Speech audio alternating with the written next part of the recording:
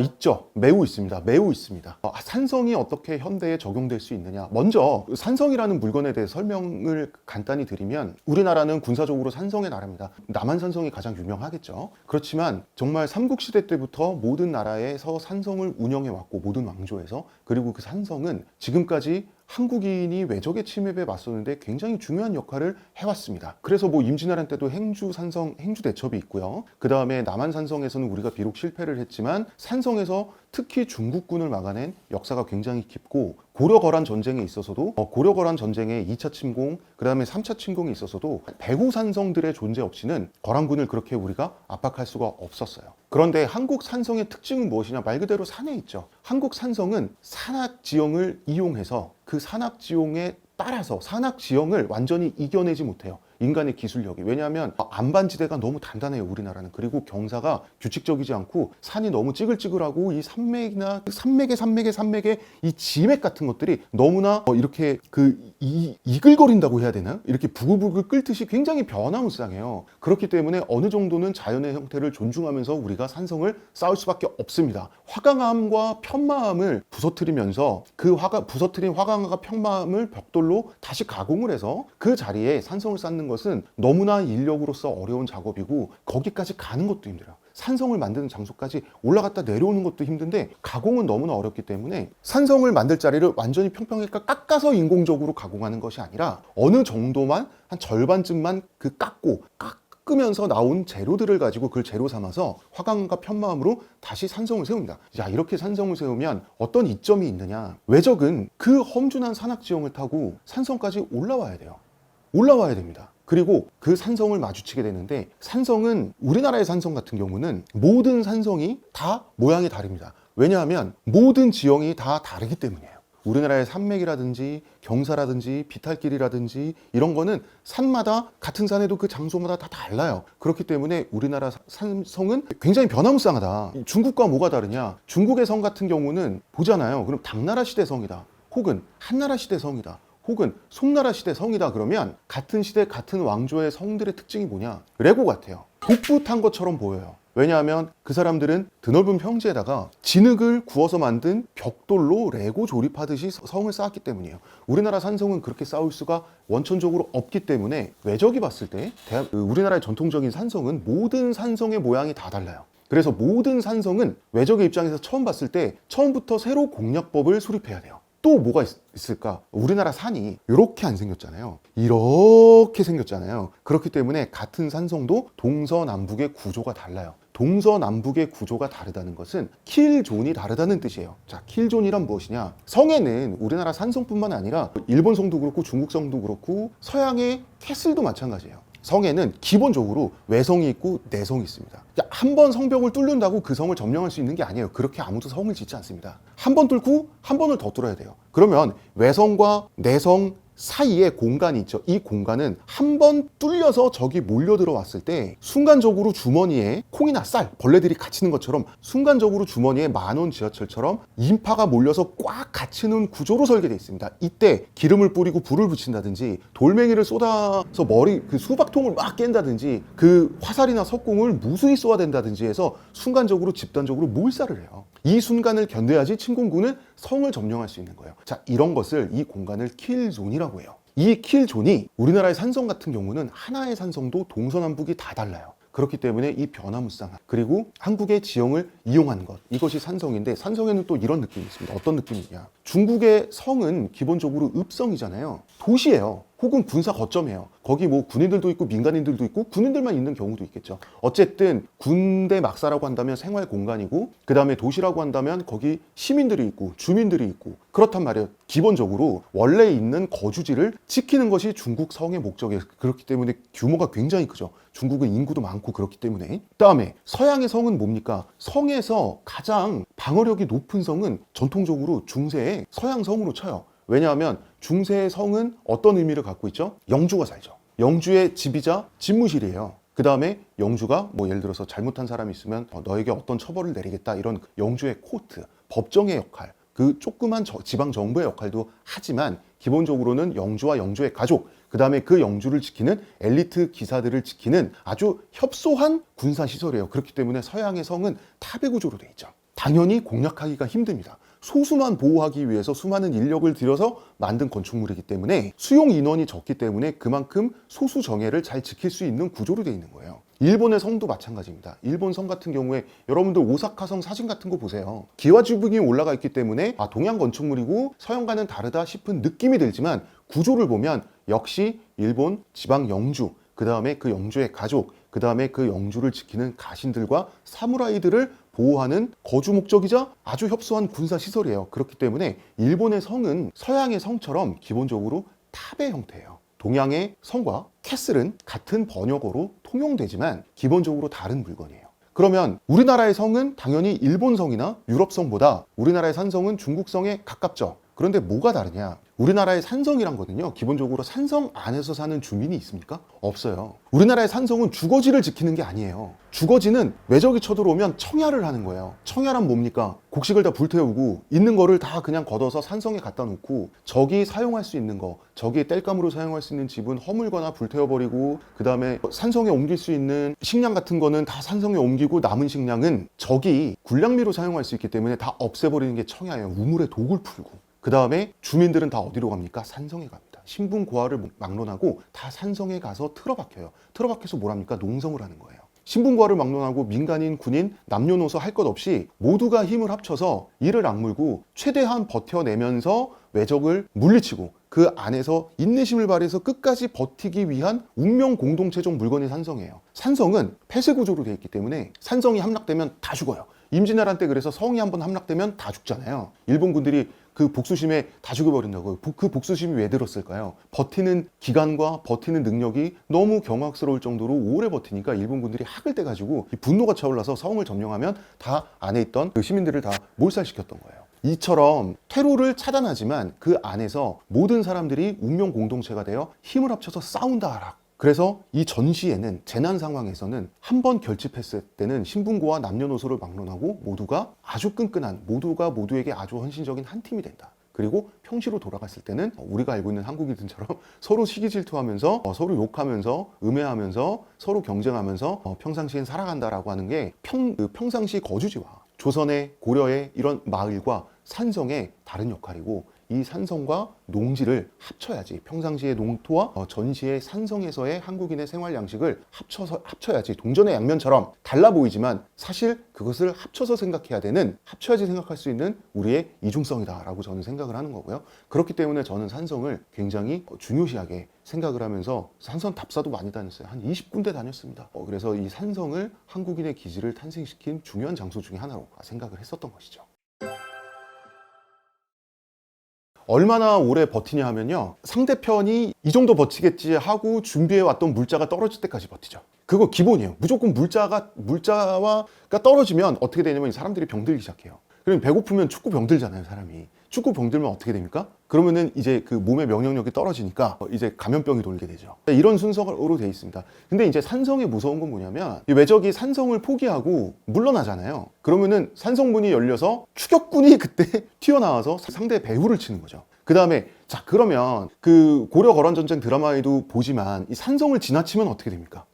아니죠. 산성을 지나치면 그 길게 행군 줄이 늘어서게 되잖아요, 외적이. 산성을 그냥 패싱한다고 하면 그러면 그 산성에서는 적의 행군로를 치죠. 적의 보급로를 치고, 이런 구조로 돼 있어요. 그러니까 알박기 하는 거죠. 국내를 침입한 외적이 도저히 무시하고 지나갈 수 없는 치명적인 지점마다 산성을 쌓아두고, 그 산성을 함락시킬 거면 적의 시간을 지체시키는 거죠. 적의 에너지를 빨아먹는 거죠. 끝까지 버티고 함락을 안 당하면서. 그래서 안 되겠다, 서울로 가자, 개경으로 가자 하고 내버려 두고 가면은 산성문들이 열리죠. 그래서 거기서 이제 유격대 추적군들이 나와가지고 매복, 유격, 보급로 약탈 이런 걸 하면서 이제 적의 본대를 괴롭히는 거예요. 그런 순서로 돼 있습니다. 그래서 고려 거란 전쟁에서 거란의 2차 침공에서 이제 결국 현종을 잡는데 거란 본대가 실패하잖아요. 그래서 이제 전쟁에서 현종에게 이제 친조 약속을 받고 철수를 하는데, 철수할 때 압록강을 반쯤 건널 때 정성이 이끄는 고려군이 갑자기 어디선가 나타나서 뒤를 치잖아요. 이 뒤를 친 부대는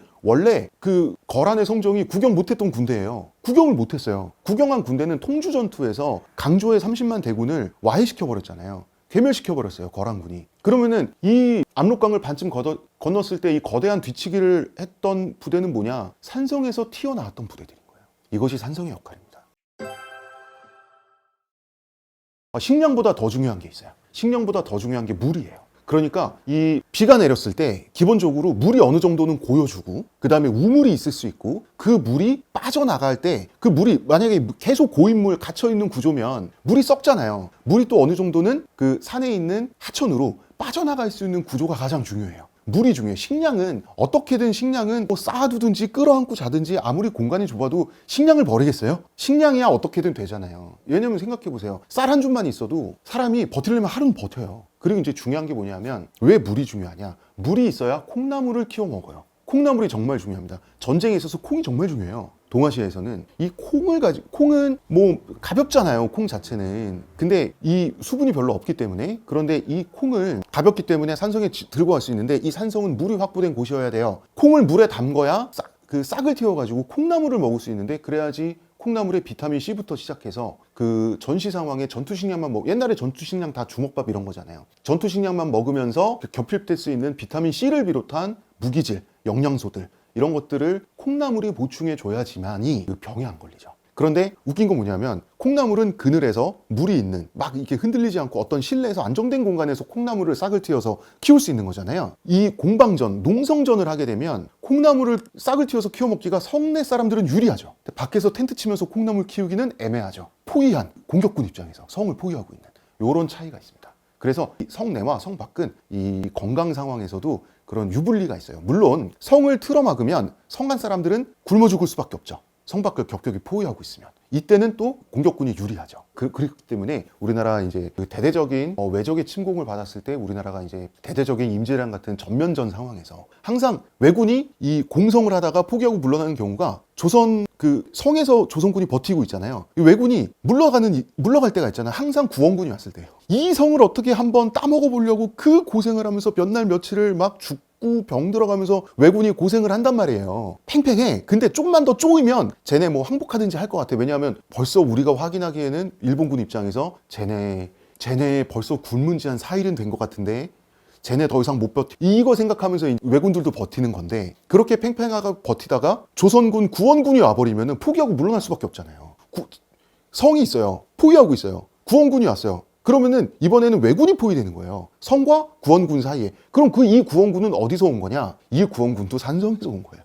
그렇기 때문에 여러 개의 산성이 알박기식으로 배치되어 있는 구조는 국가 방위에 매우 중요하다. 그렇기 때문에 산성이라고 하는 것은 정말 매우 중요해요. 요즘으로 치면 우리나라로 치면 현무미사일, 북한으로 치면 그 핵무기 발사하는 그 군사시설 이런 것처럼 굉장히 전략적인 핵심 군사시설이 산성이었고 그 다음에 그 산성과 산성들 사이의 네트워크가 굉장히 중요했다. 우리나라는 그래서 산성의 민족이다라고 하는 거예요. 운명 공동체가 되어 모든 사람이 다 같이 최대한 많은 사람이 다 같이 죽고 함께 살기 위해 전략시설에 틀어박힌 후 최대한을 버텨낸다라고 하는 거예요. 일단 현대의 산성이 적용되기는 힘들어요. 산성이란 물건 자체가. 왜냐하면 화포 기술이 발달하면서 대포 한 방에 성벽이 전통적인 성벽이 와르르 무너지는 시대가 되고 난 후에 그때부터는 성은 관광지가 됐어요. 한 19세기부터는 성은 관광지가 됐단 말이에요. 서양에서. 그럴 수밖에 없잖아요. 대포 한 방이 무너지는데 그때부터는 성의 역할을 벙커가 대신하죠. 참호가 대신한단 말이에요. 그래서 1차 대전 때 참호전이라고 하지 성공방전이 없잖아요. 아니 대포 한 방이면 유서 깊은 800년 성이 대포 한 3방이면은 와르르 무너지는데 그 무슨 의미가 있나요? 군사적으로 성은 더 이상 군사시설이 아니게 된 거죠. 그런데 우리나라 사람들이 갖고 있었던 산성의 관념은 현대에도 남았어요. 산성의 관념은. 그거는 뭐냐면 자 월남전에 베트남전에 우리나라가 미군 편에서 파병을 했잖아요. 파병을 했어요. 이 정글지대에서 이제 월남군을 맞아 싸워야 되는데 이 베트콩 입장에서는 그 베트남 정글이 너무 홈그라운드잖아요. 너무 홈그라운드란 말이에요. 어디서 튀어나오는지도 모르고 부배트랩에 당하고 그래서 이 최명신 장군이와 한국 그 파병 부대 수뇌부가 무엇을 개발했냐? 중대단위 전술 기지라는 것을 개발했어요. 중대단위 전술 기지. 그러니까 정글이 베트콩 너네의 홈그라운드라면 우리는 너네의 홈그라운드 안에 우리의 홈그라운드를 이중으로 짓겠다. 너네의 홈그라운드 안에 우리의 홈그라운드를 짓겠다. 이거는 몇 중으로 철조망 다음에 뭐 부비트랩 다음에 철조망 이렇게 해가지고 몇 중으로 그 전술기지를 베트남 그 적진 한복판의 전술기지를 이렇게 앓아가 버리는 거예요. 이게 중대 전술기지예요. 전술기지를 앓아가서 틀어박혀 버리는 거예요. 그러니까 우리 홈그라운드 안에 베트콩 입장에서는 남의 홈그라운드가 틀어박혀 있으니까 그 자기네 홈그라운드 정글 안에서 자유롭게 다닐 수도 없고 이거를 어떻게든 타도해야 되는 거예요. 어떻게든 우리나라 중대 전술기지를 파멸시켜야 되는 거예요. 없애야 되는 거예요. 베트공은 우리나라 중대 전술기지를 나중에는 전술기지를 함락시켜서 본인들이 베트공 측이 가져버린 경우도 있어요. 그러나 초반에는 연전연패를 하는데요. 교환비가 말도 안 돼요. 1대 20, 1대 100. 우리나라 중대 전술기지를 베트공이 함락시키지 못하는 거예요. 너무 산성수성을 잘하는 거예요. 그거는 산성의 구조로 돼 있어요. 그거는 퇴로가 없어요. 그 안에 들어가 있는 중대 전술기지는 우리나라 이제 청룡부대 해병대가 굉장히 유명한데 그 해병대들이 중대 전술기지 안에 들어가서 틀어박혀 있으면 1개 중대가 막 2개 사단을 베트콩 2개 사단을 물리치고 이랬거든요. 이게 뭐냐면 퇴로가 없다는 건 뭡니까? 함께 죽고 함께 사는 거예요. 퇴로가 없어요. 중대 전술기지는 갇힌 구조로 돼 있어요. 기본적으로 산성과 똑같아요.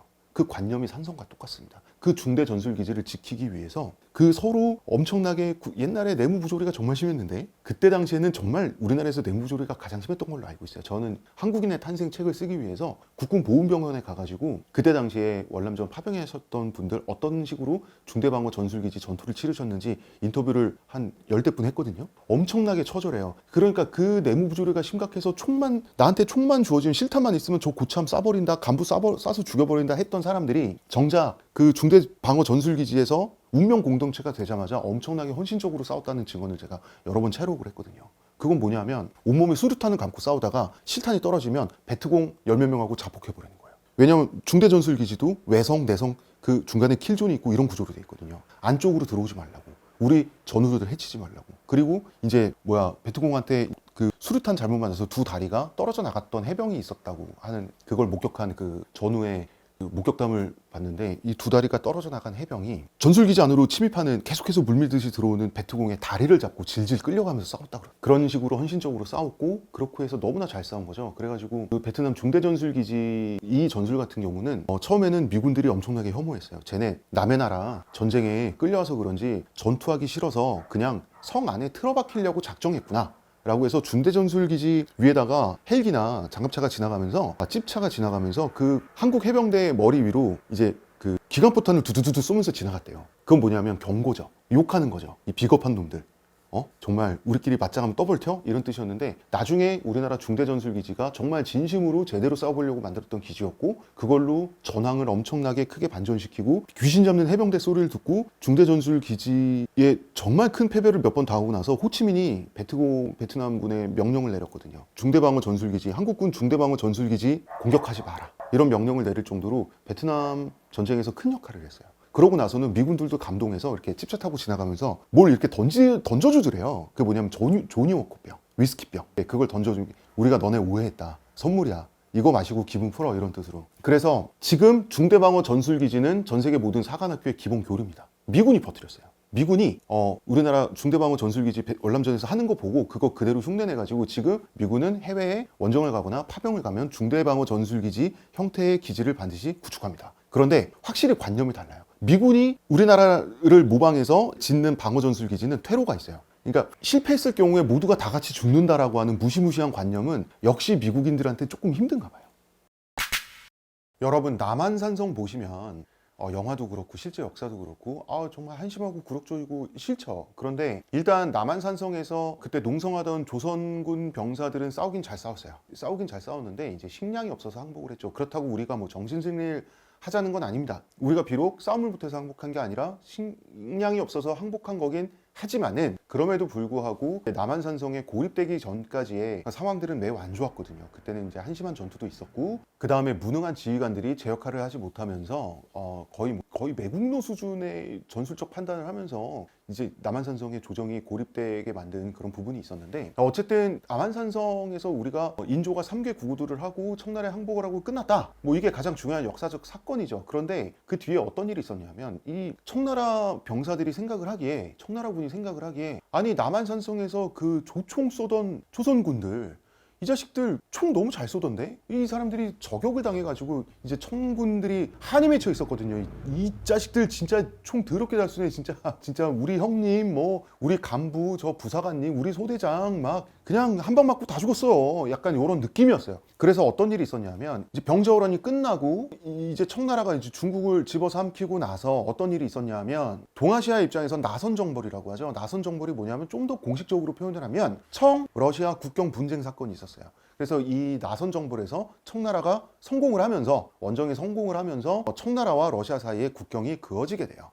그런데 이때 청나라가 조선에 뭘 요구를 하냐면 조총수 100명을 지원해라. 이제 나선 정벌에 1차가 있고 2차가 있는데 1차에는 100명, 2차에는 200명을 지원해라. 라고 해서 우리나라 조총수가 연합군을 편성해서 이제 가는데 100명의 조총수 가지고 뭘 하나요? 라고 싶지만 다 저격수라고 생각하면 돼요. 저격수가 100명이라고 그러면 되게 많은 거죠. 이게 러시아 군들도 이제 황당했던 거예요. 아니 이상한 우리가 이 중국인들 청나라 사람들이 어떤 사람들인지는 우리가 안다고 생각을 했는데 또 복장도 다르고 생긴 것도 다르고 이상한 사람들이 와가지고 총을 쏘는데 너무 잘 쏘는 거예요. 그래서 러시아군의 입장에서도 굉장히 곤란했던 거죠. 그래서 러시아군은 이 조선군을 뭐라고 기억하냐면 머리 크고 총 잘 쏘는 사람들. 머리 크고 총 잘 쏘는 사람들. 아니 자식들 러시아에 미녀 많다고 말이야. 우리 머리 크다고 그러고 말이야. 이거 너무한 거 아니야? 이런 생각 들 수도 있지만 여기서 머리 큰 거는 정말 조선 사람들의 머리통이 큰 거일 수도 있어요. 이게 첫 번째. 두 번째는 이 조선군은 당시에 요즘으로 치면은 그 헬멧, 화이바죠. 전립이란 거 있습니다. 전립. 이게 여기 이제 그 챙이 있어가지고 이게 까만 거. 이 전투모. 조선시대 전투모를 쓰는데 그것 때문에 이 검은, 안 그래도 동양인은 머리카락이 검은데 검은 머리통이 더 커 보여서 머리 크고 총 잘 쏘는 사람들 이라고 러시아군이 조선군을 평가했을 가능성이 이제 높죠. 그 정도로 이 어떤 매복, 저격 이런 게 굉장히 강점이었다고 기록이 돼 있고 기억이 돼요. 외국인들한테도 조선시대나 고려시대나 이 우리나라 사람들은. 그래서 아마도 이제 산성, 그 다음에 사격, 그 사격이 활 사격일 수도 있고 총 사격일 수도 있고 무언가를 쏴서 맞춘다라고 하는 거 있죠. 그래서 매복하고 수송하고 기다리고 쏴서 맞춘다라고 하는 이 조합, 이러한 전쟁법 자체가 굉장히 한국인에게는 익숙하고 아마 문화적으로 유전적으로 각인돼 있는 것은 아닌가, 이런 생각을 결론적으로 해봅니다. 그리고 두 번째 전형적인 예가 있습니다. 1992년에 LA 흑인 폭동 사건이 굉장히 유명하죠. 이때 뭐 연일 해외 토픽에 그냥, 그때 감독님도 기억나시는지 모르겠지만 그때 뭐 그냥 뉴스 틀면 LA 불타는 것만 나왔잖아요. 근데 흑인 폭동이 이제 일어났었는데 이 불만을 가진 흑인들이 한번 이제 폭동 에너지를 한번 폭발시켰었어요. LA. 근데 왜냐면 요즘 젊으신 분들은 흑인 폭동에 대해서 조금 아니 흑인들이 뭐가 불만해서, 지금 동양인이 가장 차별받지 전 세계에서, 특히 미국에서 흑인들이 뭐가 불만해서 폭동이야, 이러신 MZ분들도 있는 것 같은데 1992년이란 시대는 흑인들이 진짜 진심으로 차별받던 시대가 맞아요. 근데 이 흑인들을 차별한 사람들은 백인들인데 백인 경찰들이 흑인들이 백인 주거지, 백인 상업지역을 약탈하러 가는 그 약탈로는 바리케이트를 다 쳐줬어요. 백인 경찰들이, 당시 LA 경찰국이. 그런데 문제는 그 한인타운이었어요. 문제는 한인타운. 한인 상가들이 밀집한 지역은 바리케이트 안 치고 놔뒀어요. 이건 거의 뭐냐면, 야, 이 존귀하신 백인분들은 흑인 너네가 그렇게 괴롭히면 안 되고, 물론 백인 사회에 화난 건 알겠지만 어쨌든 저기 악착같이 일해서 돈 잘 벌고 있는 한국인들, 그리고 그 한국인들이 운영하고 있는 가게가 있잖니. 그 안에 뭐 소니 라디오도 있고 뭐 많잖아. 텔레비전도 있고. 이런 시그널을 줘버린 거예요. 뭐 나중에 LA 경찰 당국에서는 이거에 대해서 한인 사회에 사과한 적도 있고, 뭐 실수였다고는 하나 그게 정말 실수였다고 100% 믿는 사람이 누가 있겠어요. 그래서 흑인들은 한인 상가를 습격하기 시작합니다. 그래서 엄청난 재산 피해가 나고요. 뭐 그냥 그 재산 피해를 받은 점포가 그냥 수천 건이에요. 그게 뭐냐면 불태우고 약탈하고 물건 다 가져가고 막 이런 거야. 그리고 저항하는 한국인은 뭐 두들겨 패고 뭐 죽이고 이러다 보니까 이게 자꾸 당하다 보니까 안 되겠다 싶어서 안 되겠다 했을 때 한국인들은 그대로 결집을 하기 시작합니다. 그대로 결집을 해서 산성지대를 만들어 버려요. 정말 바리케이트를 쳐서 안전지대를 만들고 거기에 이제 그 높은 층수를 가진 건물을 전략 거점 삼아서 그 루프탑 코리안이라고 하죠. 지붕 위에 한국인 총기를 들고 다 그 위로 올라가 버려요. 루프탑과 루프탑, 옥상과 옥상 사이를 다 전선, 그 통신선을 연결해 가지고 군사 시설화해요. 전형적인 산성 네트워크를 만든 거예요. 정말 산성의 민족이라고 전 느낀 게 어떻게 이런 행동이 본능적으로 되는지. 그리고 수많은, 만약에 총기를 가지고 저항할 수 있는데 수많은 저항의 형태가 있어요. 뭐냐면 그 차 몰고 다니면서 그 픽업 트럭 뒤에 기관총은 아니더라도 자동소총이라고 들고 다니면서 두두두두 하고 다니는 방법도 있을 것이고, 여러 가지 테러의 방법도 있을 것이고, 어떤 사람의 뭐 흑인의 죽은 시체를 뭐 어떤 식으로 경고의 의미로 뭐 어디 걸어둔다든지 하는 수많은 그런 도시 분쟁의 방식이 있는데, 우리는 정말 본능적으로 어째서인지 딱 산성, 수성 전투 방식으로 합의하고 딱 그런 식으로 결집했어요. LA 한인들이. 그래서 이 루프탑 코리안들은 총을 들고 루프탑 옥상에 올라가서 이 산성에 기어오르는, 산성을 침탈하기 위해서 산비탈을 기어오르는, 혹은 이 산성의 성벽을 오르고 있는 흑인 폭동 가담자들을 길했어요. 그 우리나라 사람들이 사격을 잘하는 민족이라고 하는데 그런 거 보면 정말인 것 같아요. 그래서 루프탑 코리안들을 보면 당시에 이제 미국 사람들은 샷건 이런 거 좋아해요. 자기 사유재산이나 자기 집을 방어할 때 샷건 이런 거 좋아하고 권총 쓰고 이러는데, 정말 저격용 소총을 들고 루프탑 코리안들이, 흑인들이 이제 약탈자들이 나타날 때마다 족족 쓰러뜨린 게 정말 활과 화살을 가지고 산성을 지켰던 방식과 너무나 유사하죠. 그리고 그 방식은 너무나 잘 먹혔고 우리나라 사람들이 너무나 잘했어요. 그리고 그 루프탑, LA 루프탑이라고 하는 현대판 산성 구조 안에서 한국인들은 정말 평소에는 시기 질투도 많이 하고 서로 사기도 치고 했지만, 그 순간만큼은 정말 헌신적으로 서로가 서로를 도왔고 남녀노소가 다 결집해서 함께 했고, 루프탑 코리아는 지금도 미국 사회에선 전설로 남아있죠. 흑인 사회에서는 좀 씁쓸한 전설이죠. 싸움을 못해서 우리가, 흑인 사회 입장에서는 우리가 더 나쁜 짓을 했는데, 우리가 나빴을 뿐만 아니라 저쪽은 피해자들인데, 선량한 피해자들인데 심지어 싸움조차도 우리보다 더 잘해서 그 패배 기억을 얻었다라고 하는 거, 흑인 사회의 입장에서는 굉장히 씁쓸한 기억이에요. 근데 그렇기 때문에 굉장히 불쾌하게 흑인 사회에서는 반응하는 경우도 많아요. 루프탑 코리안에 대해서. 아니, 철없는 애들이, 10대 후반 뭐 이런 철없는 애들이 그냥 폭동 일어나서 신나가지고 그 가전제품, 라디오, 카세트 이런 것 좀 훔치러 갔다가, 일부 양심 있는 흑인 인권 운동가 분들은 그 본인들이 흑인이고 흑인 인권 운동을 대변하는 사람들이지만, 일부 양심 있는 사람들은 그때는 루프탑 코리안들이 옳았다라고 말하는 사람들도 있어요. 그거는, 미국은 사유재산을 지키는 게 굉장히 중요한 가치인 나라고, 사유재산을 지키기 위해서, 자신들의 재산을 지키기 위해서 자율적으로 폭력을 사용하는 게 정의인 나라잖아요. 어쨌든 미국은. 그렇기 때문에 루프탑 코리아는 흑인 사회에서도 일부 인정하는 인사가 있고, 백인 사회에서는 전설로 통하죠. 가장 모범적인 미국 이민자 집단이 가장 모범적으로 본인들의 생명과 재산을 지키기 위해서 적극적으로 미국적 가치를 실현한 사건이 루프탑 코리안이죠. 전통적인 백인적 가치에 의하면. 예, 그런 것들이 이제 루프탑 코리안인데, 물론 이 얘기도 해야 될 것 같아요. 루프탑 코리안들이 왜 그렇게 싸움을 잘했냐? 옛날에 미국에 이민 가려면, 남자가 이민 가려면 군대 갔다 와야 돼요. 그러니까 군 출신이 많은 거예요. 다 총을 쏴봤고, 그 중에는 장교 출신도 있고, 부사관 출신도 있고, 통신병 출신도 있고, 그 다음에 보병 출신도 있고, 특수부대 출신도 있어요, 남자들이. 그러니까 기본적으로 이 총을 다루고 전투를 실행하는 방법 자체가 길거리에서 권총이나 빵빵 쏘고 다니던 흑인 아저씨들하고는 기본적으로 차원이 다르죠. 그리고 그때는 그 사람들은 1970년대 군대, 1980년대 군대를 다녀온 사람들이었기 때문에, 그때 군대는, 그때 우리나라 국군은 거의 야생이잖아요.